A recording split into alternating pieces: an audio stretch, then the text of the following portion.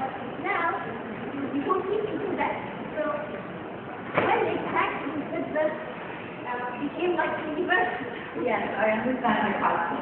The tradition of circumcision is, although it is attributed mainly to the Jews, of course, but its main origin or etymology can be traced back to the Sumerian culture, which is way before the Jews came along.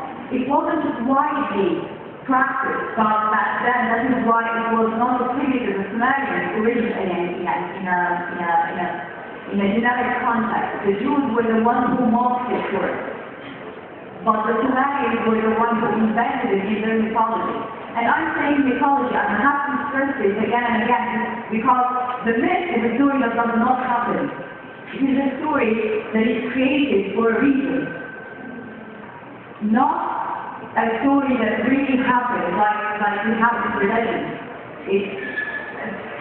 This is where they got it. They must have, there is one speculation, they must have seen it with the Jews, and then they wanted to plant it in their culture to say, well, we came with it, But then again, it is mainly attributed to the Jews, because they were the ones who mocked it for it. They were the ones who wanted to spread this notion along.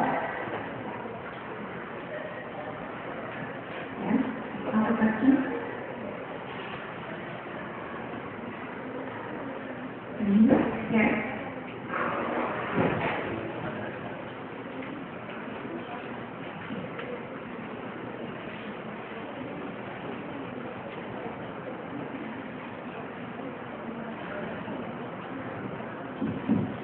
Does the idea of, strictly on the version that women are oppressed nowadays create any problem? The stressing?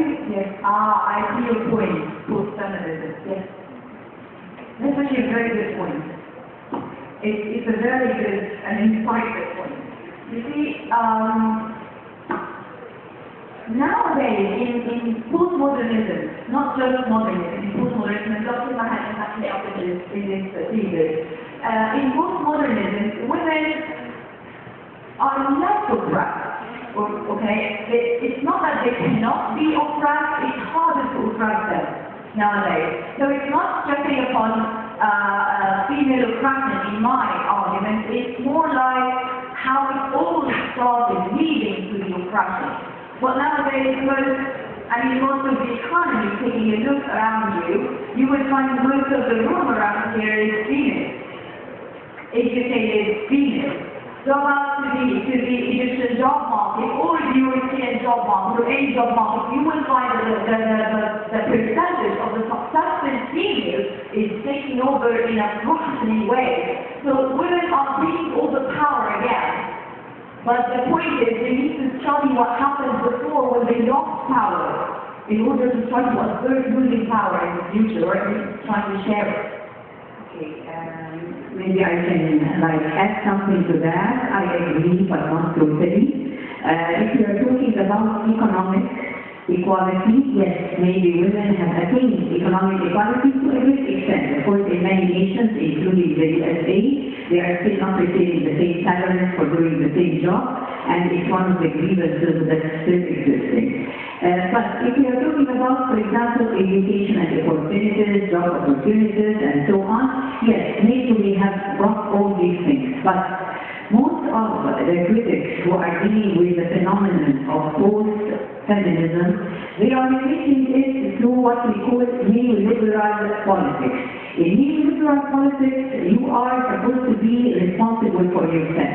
In other words, we are saying, for example, we are having equal educational opportunity for everybody, like Angela McCarthy, when she was focusing on the theme in the United States. She was saying that the government claims that there are equal educational opportunities for everybody, and if you don't do well, then it is your own personal responsibility. Don't come and say, because I am a woman, I fail, or because I am a black British and the term black British is not fine by me, this is the way they are calling them, this is the term used there in the UK. So we don't say, because I am a woman and a black British, I am a failure. You are a failure because you are a failure. You are individually responsible for yourself. Now, McCarthy and and other critics have pointed that this argument is quite false, actually. It's like the government doesn't want people to think in a class-based way. It doesn't want people to say, okay, but we are minorities, we are disenfranchised in certain ways. Yes, we are supposed to go to school, but what about our home life in which we are not given enough opportunities to study and so on? Maybe we are coming from financially deprived families. That neoliberal policies do not allow you to make such arguments. They make you think you are a loser or a failure just because you as an individual are like that. They don't want you to generalize, to say that this gender is being discriminated against, or that this class, or that this minority, color minority, or. And of course, many critics have a problem with it. Actually, still the oppression is there, but it is very subtle, and that's why it's very dangerous, because you believe that you are not oppressed at all, and you're supposed to be working here and there, you're working at home and working together, and then you say, okay, I'm going to stay at home out of my own free choice, the word choice, used by feminist ethics, will be like misapplied. It is my choice to stay home because I want to be less overworked or less depressed, or because I'm afraid I will be infertile, I will grow old before I have the chance to get children.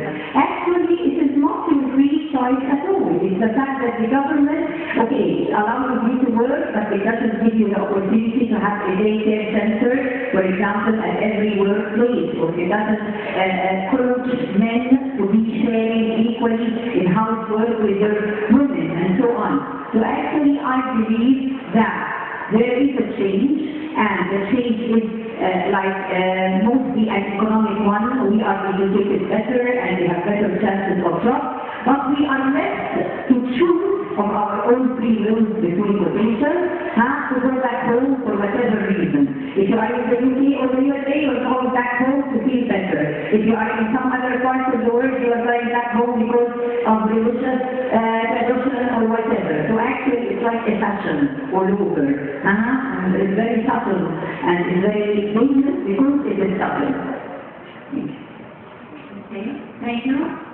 Dr. Menna, yes.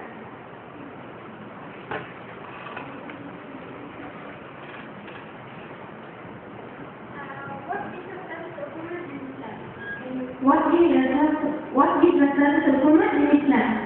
In Islam? Well, that's very good question.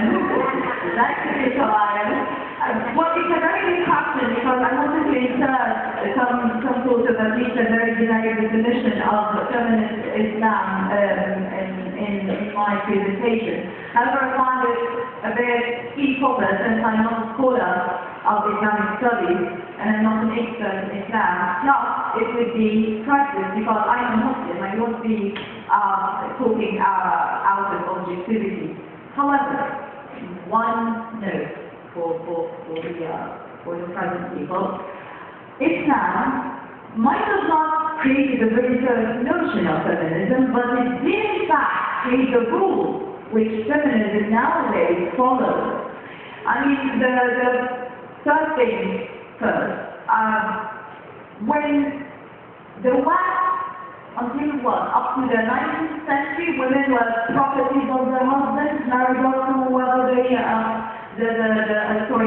the father's life, or then she's not allowed to inherit from her father, and so on. She was a property, just like anything else. Islam forbade that utterly, completely, and 100%, saying that the woman has to be married off upon your consent, and otherwise the marriage will not be deemed as a rightful marriage.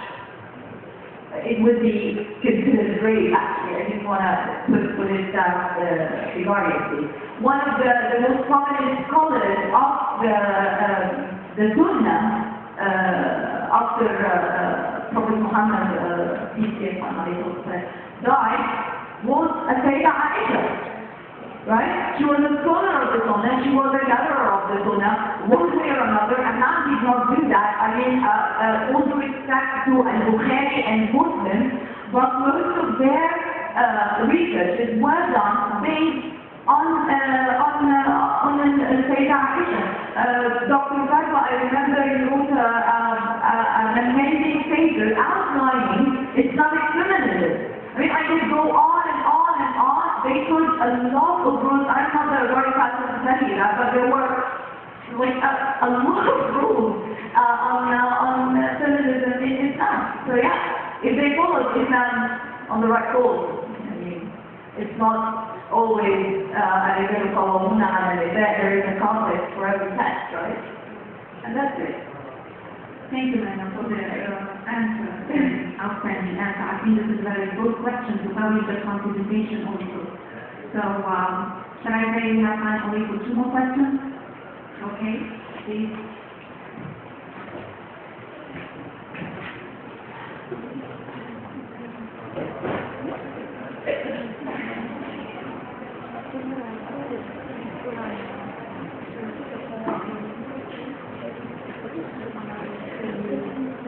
I want to ask you about why you choose to just give us examples from the old method. Why you don't choose a real example from the history, like Hatshepsut, who was the first queen in the history, or maybe like Ahmed Berlay, the grandfather of Hatshepsut, or Yahweh, the mother of Ahmed, and who gives all these freedom from the enemy, from the outsider. Why just take the method? You have a real example. I think 110% with you on that point. I mean, I should have given more examples from real history. I chose only Cleopatra. I mean, I did think about Hatshepsut necessarily, and of I didn't really do my research on that. But Cleopatra was the one with the female image made across history. It wasn't Hatshepsut. Hatshepsut was simply ignored. I mean, it's unfair, but she was simply ignored. But as for Cleopatra, she was